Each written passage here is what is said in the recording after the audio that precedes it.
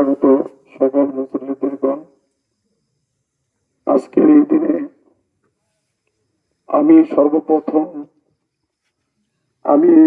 আব্দুর রশিদ ইসামউদ্দিন ছোট সন্তান হিসেবে আজ মনে অনেক কষ্ট বেদনা নিয়ে আমার সন্তানের লাশ সামনে রেখে দু একটা কথা বলতেছি।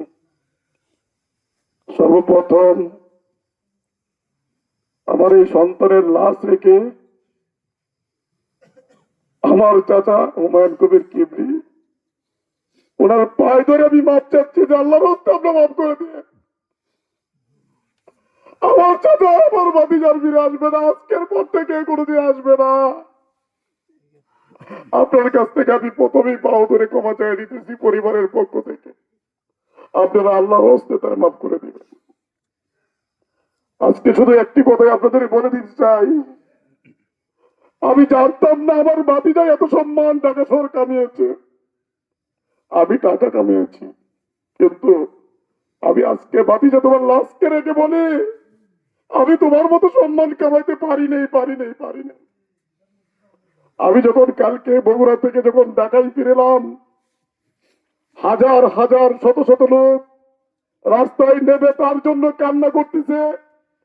সরদ্দি হাসপাতালে মারামারি ঢোল লেগে গেছে, সেনাবাহিনী এসে নিয়ন্ত্রণ করছে। কার আগে কে দেখবে তাকে দেখার জন্য অস্থির হয়ে গেছে। এক রাতের ভিতরে 8-10টা মিছিল বেরোইছে।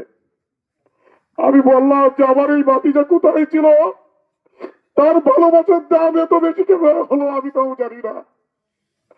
আমি পরের দিন সকালবেলার আগেই ডিসি মহোদয়, এডিশনাল আইজি, তারা সকলেই আমার কাছে দৌড়ে আসছে।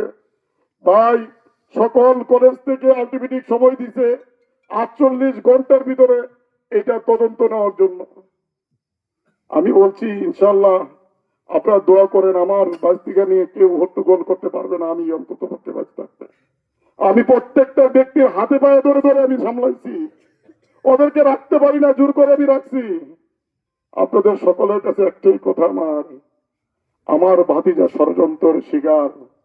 আমার ভাতিজা এত অল্প শিক্ষিত নয়, আমি মূর্খ, আমি লেখাপড়া জানি না। আমার ভাতিজা অনার্স কমপ্লিট করেছে।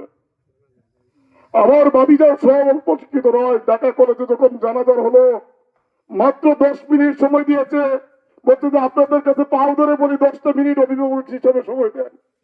আমি নিয়ে গেলাম, যাওয়ার পরে দেখি এই 10 মিনিটের সময়ের ভিতরে 8টি কাতার সর লম্বা করে দাঁড়িয়ে গেছে। আমি এত ভালোবাসা আমি কখনোই দেখি না ভাই। তাই আজকে আমি আমার ভাতিজার জন্য আমি নামাজ 2 জায়গায় হয়েছে, ঢাকা কলেজে হয়েছে, উত্তরাতে হয়েছে, আমরা জানাজার করি নাই। আমার ভাইকে কথা দিয়েছি, ভাই চলো আমরা সেই শৈশবে গ্রামের মানুষ, আমরা গ্রামে ঘোরাঘুরি করেছি, গ্রামে বড় হয়েছি, সেই সুবাদে আমার ভাতিজা